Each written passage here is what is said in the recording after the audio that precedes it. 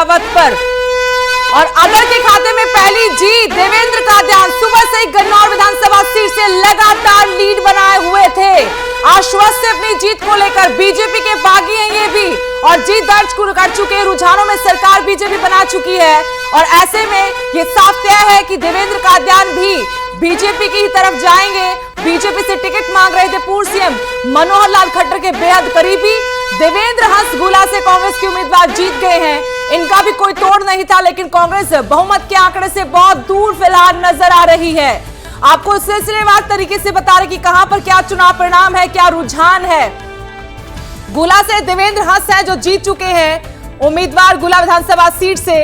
और तस्वीरें आप बदलते रहिएगा, बताते रहेंगे दर्शकों को क्या रुझान है, क्या परिणाम है। अब रुझानों से आगे बात जीत हार की तरफ। मुलाना से ये फोटो गलत है, कांग्रेस की तरफ से पूजा चौधरी यहां से वरुण मुलाना की धर्मपत्नी है, वो चुनाव मैदान में थी। पूजा उनकी तस्वीर यहां पर लगाएंगे, लेकिन मुलाना कांग्रेस के खाते में गई है क्योंकि उनके पति लोकसभा चुनाव में खड़े हुए अंबाला लोकसभा सीट से चुनाव जीते थे। तो यहां से कांग्रेस के लिए जीत, वरुण मुलाना की धर्मपत्नी पूजा ने जीत दर्ज की है।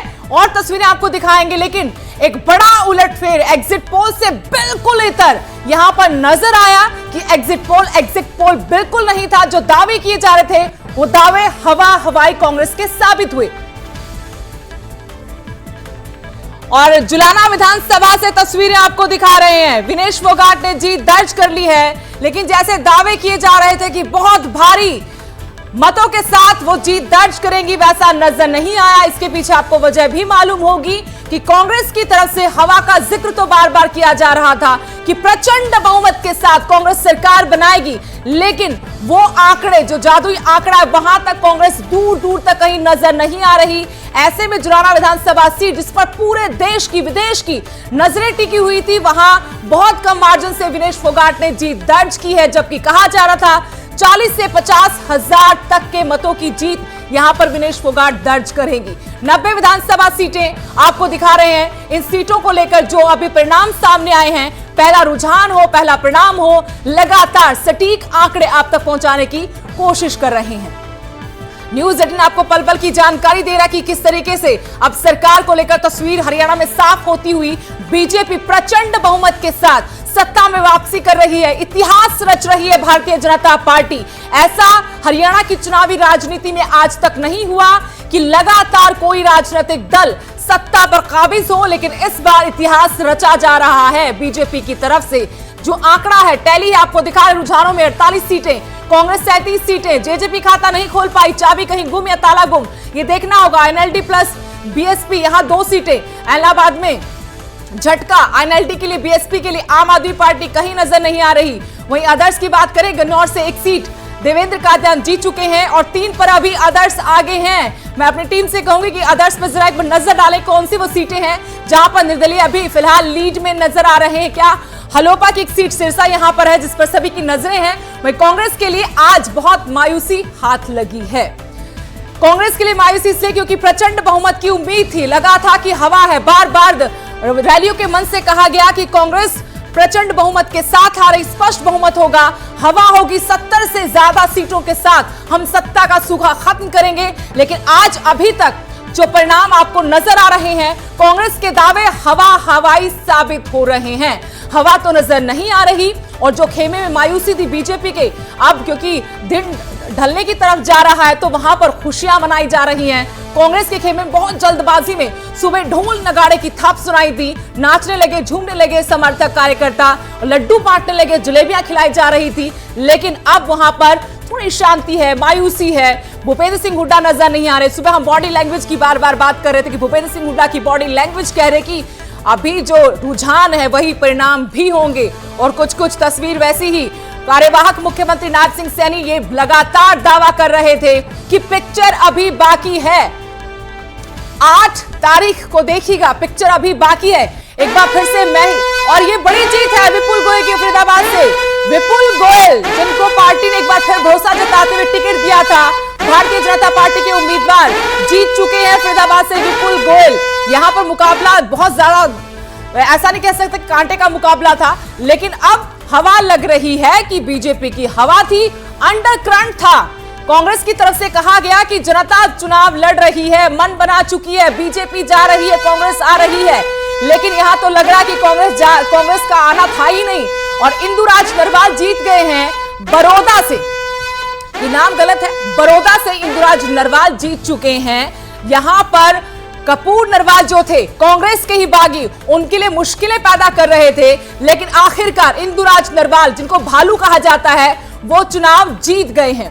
कुछ और अपडेट लगातार आप तक पहुंचाते रहेंगे कि कौन सी सीट पर चुनाव परिणाम आया है, कहां पर रुझान आए हैं। अभी तस्वीर साफ होती नजर आ रही है। संशय के बादल छंट चुके हैं। अगर अभी भी किसी को संशय है तो यह गलतफहमी होगी। बीजेपी 48 सीटों पर रुझानों में सरकार बना रही है।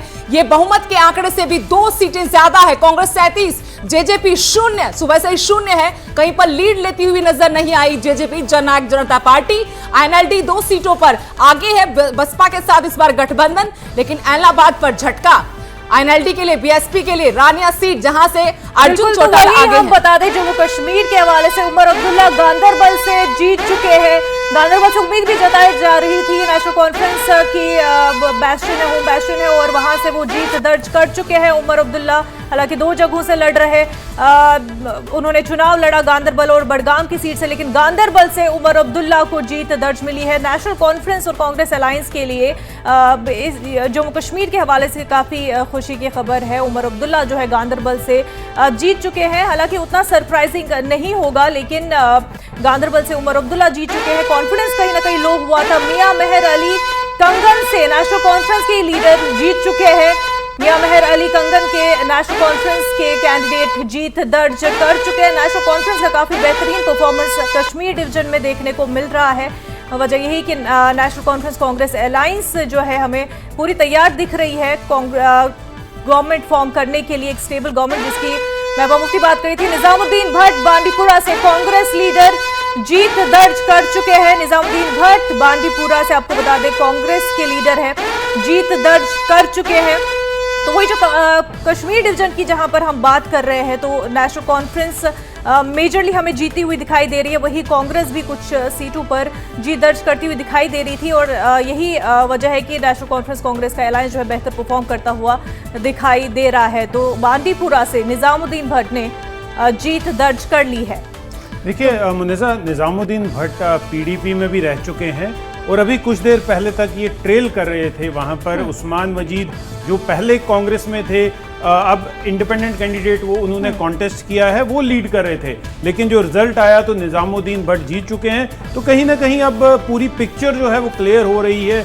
कुछ ही सीटों पे रिजल्ट आना बाकी रहा है और ये साफ हो चुका है कि जम्मू कश्मीर में कांग्रेस और नेशनल कॉन्फ्रेंस की सरकार जो है वो बनेगी। मोहम्मद यूसुफ तारेगामी कुलगाम से जीत दर्ज कर चुके हैं। सीपीआईएम के लीडर मोहम्मद यूसुफ तारेगामी, इनके लिए ये सीट जो है नेशनल कॉन्फ्रेंस कांग्रेस अलायंस ने छोड़ दी थी, और उम्मीद भी जताई जा रही थी कि यूसुफ तारेगामी जो ये सीट पर जीत दर्ज करेंगे। हालांकि एक वक्त था जब जमात इस्लामी का वहां पर अच्छा खासा होल्ड रहा था, इंडिपेंडेंट कैंडिडेट भी थे वहां से मैदान में, लेकिन मोहम्मद यूसुफ तारेगामी ने जीत दर्ज कर ली है। सोडी जी, देखिए मोहम्मद यूसुफ तारेगामी जो हैं एक काफ़ी सीनियर लीडर हैं सीपीआईएम के। वहाँ पर ये कई सालों से कई इलेक्शंस में जीत दर्ज करते हुए आ रहे हैं। और ये भी गुपकार अलायंस जो बना था, अगर आपको याद होगा, जब धारा 370 को हटाने की बात चल रही थी, सारी कश्मीर बेस्ड पॉलिटिकल। वहीं हसनैन मसूदी पामपोर से नेशनल कॉन्फ्रेंस के लीडर हसनैन मसूदी, बहुत बड़ा नाम, बहुत बड़ा चेहरा, मेंबर पार्लियामेंट रह चुके हैं। उमर अब्दुल्ला आपको इन वोटों के काबिल जो है साबित करें, जो हमारी कोशिश रहेगी।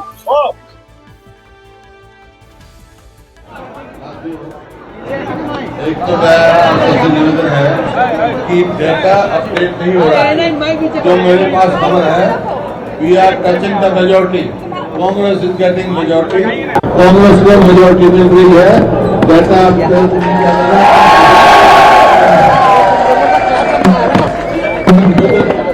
क्रिएट किया जा रहा है। बहुत सारी सीटें हैं जो हम जीत चुके हैं और अपडेट नहीं की, जैसे चट्टा साहब है, शैली है, रामकरण है, अशोक अरोड़ा है। ऐसे कई सीटें हैं जो हमारे खबर मिली हैं। जैसे आदमपुर में भी हम लीड कर रहे हैं, गज्जर में भी लीड कर रहे हैं, बहुत सारी कॉन्स्टिट्यूंसी हैं, जैसे औसत में हम जीतते जा रहे हैं, तो ये अपडेट नहीं हो रहा है डाटा इलेक्शन कमीशन में, और कई जगह काउंटिंग रुपा की गई है। तो मेरा एक तो सभी जो काउंटिंग एजेंट हमसे साथियों से निवेदन है कि आप डटे रहो, मेजोरिटी आ रही है। सर आप इतने सीनियर शांत रहो। सर आप इतने सीनियर लीडर हैं, मुख्यमंत्री रह चुके हैं 10 साल तक। आज 2:30 बजे जब काउंटिंग हो रही है, क्या आप पूरी जिम्मेवारी से ये बात अपने जो कार्यकर्ता है उसको बता रहे हैं? हाँ, मेरे पास खबर है, कई जगह काउंटिंग रुकी हुई है, जैसे रोहतक शहर की रुकी हुई है, और कई जगह है जो कंफ्यूजन के लिए डाटा अपडेट नहीं किया।